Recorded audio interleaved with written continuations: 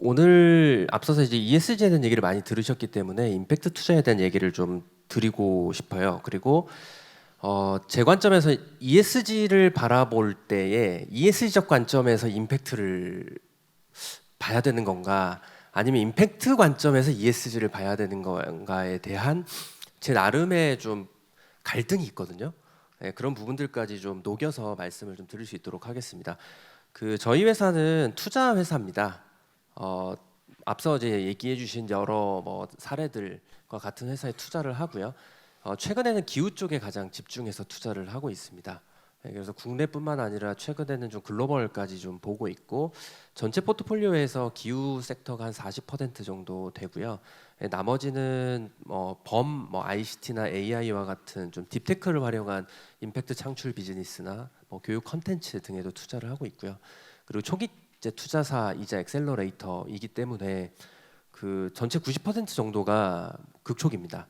그리고 한 70% 정도의 딜들이 다 투자 라운드, 그 해당 투자 라운드에서는 다 저희가 리드하는 딜들을 하고 있어서 리드 투자사이자 뭐 초기 투자사 뭐 이런 컨셉을 많이 갖고 있다고 보시면 좋을 것 같고요. 그 임팩트 투자에 대해서는 개념 정의를 굳이 여기서 안 해도 될 것 같아요. 여기 이미 다 아실 것 같고요. 자료에도 배포가 돼 있으니까 한번 보시면 뭐 좋을 것 같고요. 그 2007년 주인에서는 이제 이런 식으로 정의를 했고, 그 아시는 것처럼 그 이제 유엔 관점에서의 PRI에서는 2006년에 발표를 하면서 임팩트 투자를 따로 정의를 했는데요. 일단 국내의 지난 동향 등을 보면 빠르게 성장을 해 왔어요. 특히나 2018년도부터. 그럼 2018년도부터 무슨 일이 있었느냐? 그 정부에서 이제 모태펀드나 성장금융 등을 통해서 임팩트 펀드를 대규모로 조성하기 시작을 했고요. 그게 지금 연간 뭐 1,000억에서 1,500억 정도는 꾸준히 결성하고 있는 것으로 추정 내지는 이제 발표가 되고 있는데, 제가 21년 이후에 추정을 저는 더 이상 이제 하고 있지는 않아요. 예, 그렇지 않은 이유는 그 도시 임팩트가 무엇인가에 대한 이제 많은 분들의 해석이 있을 텐데, 모태펀드에서 미세먼지 해결 펀드를 내요. 그건 임팩트인가요, 아닌가요? 또 주거 문제 해결을 위해서 부동산 펀드를 내요. 그리고 환경 불안 같이 환경 펀드를 만들어요.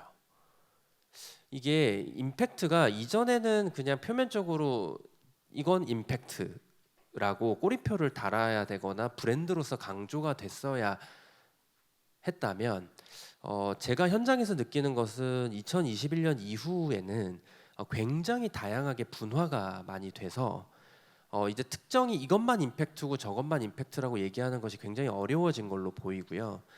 예, 그걸 저는 이제 그 21년을 거치면서 다양성 관점이 굉장히 대두되기 시작했고, 특히나 임팩트 투자 전반에서 기후 문제를 해결하지 못하면서 임팩트를 이야기하는 것이 좀 무의미하다라고 하는 위기감 등이 고조되면서 대거 자금들이 기후 쪽으로 많이 투입이 됐어요.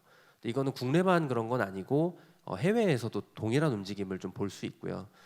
또한 이제 정부가 그 특히나 이제 지난 정부 중심으로 해서 임팩트 투자 쪽으로 자금을 계속 뭐 전폭 지원을 했다라고 하면, 현 정부 들어서는 조금 주춤한 움직임들을 볼 수 있고요.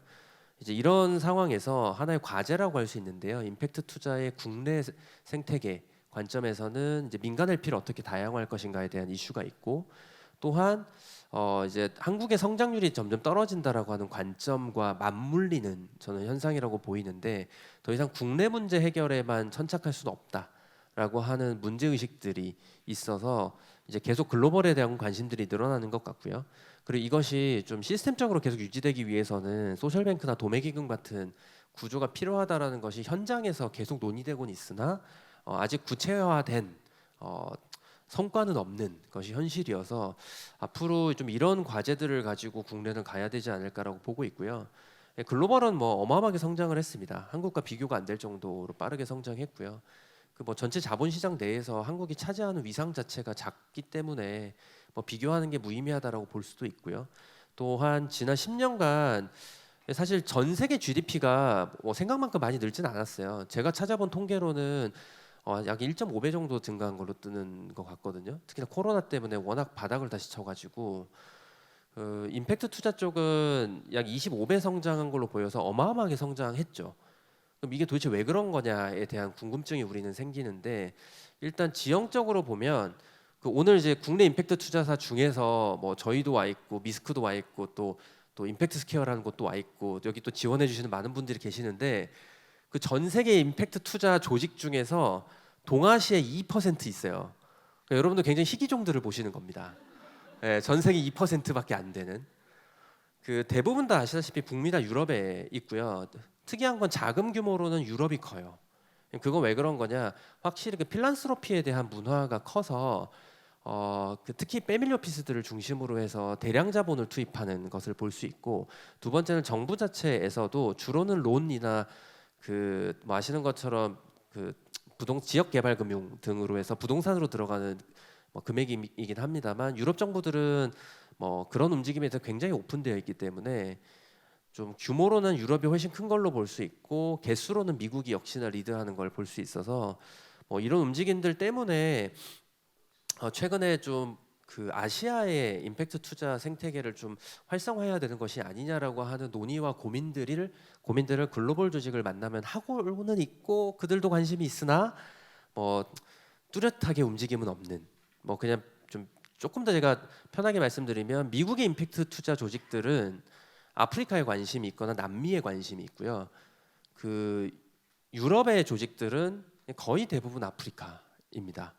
그리고 이제 동아시아나 동남아시아에 관심을 갖기 시작하는데, 동아시아에서 아시는 것처럼 한국, 일본, 대만은 선진국으로 분류되기 때문에 왜 우리가 거기에 임팩트 투자를 해야 돼?라는 인식이 있고요.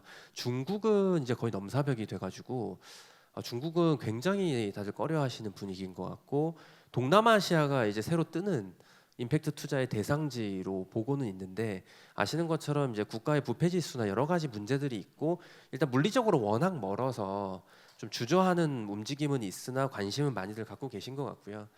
그럼 이런 규모나 다양성 측면에서 리드한 건 두 가지로 분석이 돼요. 이건 제가 한 건 아니고요. 예, 앞에서 말씀드린 GIN이라고 하는 글로벌 임팩트 인베스팅 네트워크라고 하는 고세 리포트를 차용을 했고요. 가장 최근 자료 기준으로 봤을 때 역시 그린본드가 리드를 한 걸로 보입니다. 이제 그린본드는 아시는 것처럼 사실상 채권입니다. 예, 그래서 저희 같은 그 VC가 하는 에쿼티 중심의 투자라기보다는 큰 대기업들에게 자금을 빌려주는 거죠.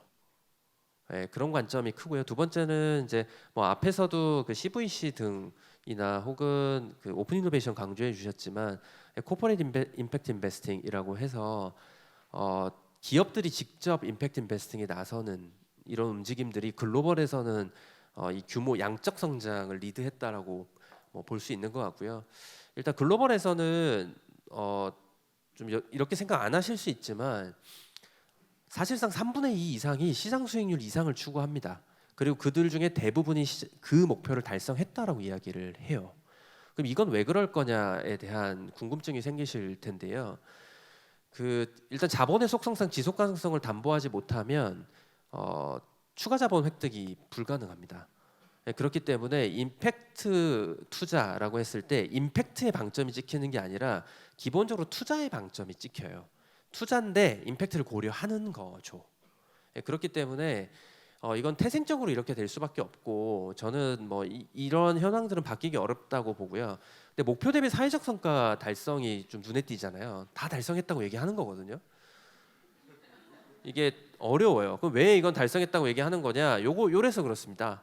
예, 대부분 질적 방법을 쓰고요. 자체 방법론을 씁니다. 그럼 이건 왜 그런 거냐?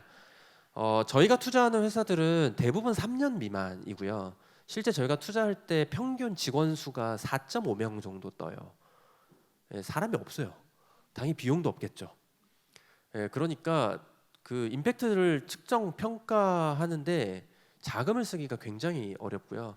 현재 나와 있는 방법론 대부분들은 전문가가 몇십 시간에서 몇백 시간을 써야 되고, 그게 싫으면 몇 천만 원에서 몇 억대의 용역을 맡겨야 되고, 그게 아니면 억대 연봉을 주고 전문가를 고용을 해야 되는데 불가능하죠. 그리고 당연히 초기 팀이니까 숫자가 없기 때문에 저희 같은 투자사들은 기존 방법론을 가지고 평가를 하는 순간 임팩트가 없다고 나옵니다. 혹은 임팩트 없이 앞으로 이렇게 하겠다는데요 라고 하는 몇 명한테 영향을 끼치실 겁니까? 10만 명이요. 오케이, 그럼 10만 명에 기반해 가지고 숫자 계산하면 멋있게 나오는데 그건 사실 정확한 게 아니잖아요. 그러니까 어쩔 수 없이 초기 투자를 하는 관점에서는 자체적 방법론이나 질적 방법을 쓸 수밖에 없는 것이 현실이어서 이건 뭐 굳이 뭐 한국이나 뭐 저기 뭐 인도네시아나 뭐 중국이나 미국이나 할 거 없이 똑같은 문제를 겪고 있다고 보셔도 무방할 것 같고요. 여기서 이제 ESG적 관점에서 임팩트 투자를 좀 더 말씀드리고 다음으로 가고 싶은 건데, 현황은 이제 보셨으니까 제 관점에서 ESG는 지극히 리스크 관점입니다. 그러니까 굳이 따지자면 물론 여러 PRI에서 얘기하는 관점이 있지만 그 주로는 거의 다 네거티브에 초점이 맞춰져 있는 걸로 저는 이해하고 있고요. 그런데 임팩트 투자는 제 관점에서는 지극히 포지티브 지향적입니다. 아주 구체적인 문제를 해결해서 거기서 사회적 가치를 창출할 거야여서 저는 좀 ESG랑 임팩트 중에 무엇이 더 큰 개념이라고 하면 ESG가 더 큰 개념이라고 인식은 하고 있으나 임팩트를 모두 담아내지는 못한다라는 관점을 가지고 있고요. 특히나 이제 제가 이해하는 ESG의 관점은 저한테 기업은 블랙박스여서요. 그 블랙박스를 들여다볼 수 있는 맞는 키를 갖고 싶거든요. 버튼 누르면 현황이 쫙 다 나왔으면 좋겠어요. 근데 불가능하니까 사실 금융 관점에서는 기업한테 정보를 내놔라고 하는, 이전에는 재무 요소를 중심으로 했다면 온갖 비재무 요소를 다 얻어낼 수 있고, 그럼 그것이 기여하는 것은 리스크 파악인 거죠. 아, 여기 조직이 좀 이상한데, 사업 구조가 좀 이상한데, 창업자 이상한 것 같은데. 그게 결국 기여하는 것은 지속 가능성이고, 지속 가능성이 담보하는 것은 수익 극대화라는 관점이어서 저는 ESG를 굉장히 좋아합니다만 우리가 한편으로 경계해야 된다고 보는 것은 ESG는 지극히 수익 극대화의 관점입니다. 그래서 수익 극대화가 됐을 때 임팩트가 창출될 것인가에 대한 막연한 기대와 믿음이 있는 거지, 임팩트가 추구하는 굉장히 날카롭고 명확한 문제 해결과는 조금 다르다. 그래서 저는 ESG와 임팩트를 함께 고려해야 하지만 조금 다르게 볼 필요가 있다라는 관점을 오늘 좀 제시하고 싶고요. 토론자분들께서 아주 훌륭한 분들이 와 계셔가지고 저 궁금하고요. 뭐 사실 지속 가능성을 논의하기 위한 여러 지표들이 있고 아주 훌륭한 기관들에서 정말 멋진 분들이 이 조사를 다 해놓으셨기 때문에, 그리고 앞서서 이제 조선희 이제 변호사님께서도 잘 차용해서 우리한테 맞는 걸 쓰면 된다여서 저도 여러 기준들 중에서 좀 현실에 맞는 것들이 좀 잘 나오면 좋겠다는 생각을 갖고 있고요. 뭐 이런 것들이 이미 다 무상으로 많이 나와 있어서, 그리고 최근에 이제 UN 그 RISD에서는 SDPI라고 해서 ESG를 대체할 차세대 인덱스를 발표를 했거든요 이미.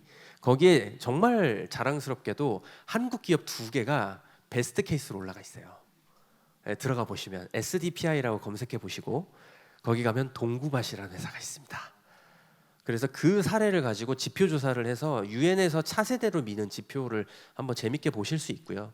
그리고 뭐 TCFD 이런 데들에서도 아시다시피 프레임워크를 다 제시를 하고 있기 때문에 이제 이거는 그냥 공부하시면 되고, 뭐 ESG 생존 경영 이런 책 읽으시면서 이거 하면 되고 하시면 돼요. 그런데 진짜 어려운 거는 모태펀드가 작년에 스타트업도 ESG 하라고 가이드를 발표를 했어요. 어려워요. 레벨 1, 2, 3로 구분해서 제시했고, 그 인더스트리별로 다르게 적용하라고 굉장히 많은 고민을 해서 발표를 했거든요. 지금 이거는 모태펀드 자료입니다. 한마디로 저희 같은 VC나 앞으로 모태펀드, ESG 펀드 등에서 투자를 받으시려면 알아야 되는 파트인 건데 어려워요. 이걸 저희가 다 해야 돼요. 저희가 투자사도 어려워요.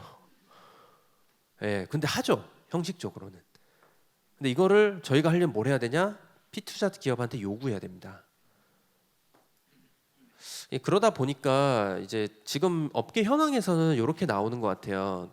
놀랍게도 절반 이상의 투자사가 투자 과정에서 ESG를 고려한다고 응답은 해요.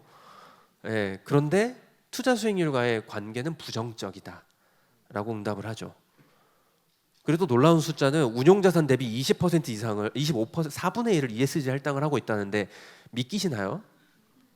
그러니까 저는 이게 지금 금융시장에서의 ESG라고 보이고요. 모두 의지는 있다. 네, 그래서 이게 과대 지금 포장, 과대 평가되고 있는 것이 현실이지만 앞으로의 방향은 이렇게 될 거라고 저는 믿어 의심치 않고요. 그래서 이런 걸 같이 만들어 나갔으면 좋겠고요. 끝으로 소셜벤처에게 ESG는 굉장히 무거운 주제인 것 같아요. 그래서 저는 ESG 이전에 소셜벤처에게는 임팩트를 먼저 얘기하자. 어떤 임팩트를 창출하는 거냐, 그것이 크냐, 그것이 제대로 된 것이냐, 그걸 먼저 이야기를 해야 되고요. 그 다음에 비즈니스를 좀 키워 나가면서 ESG나 그 임팩트의 규모나 영향력에 대한 이야기를 좀 하는 좀 생태계가 만들어져야 되지 않나라는 말씀을 드리면서 마무리하겠습니다. 감사합니다.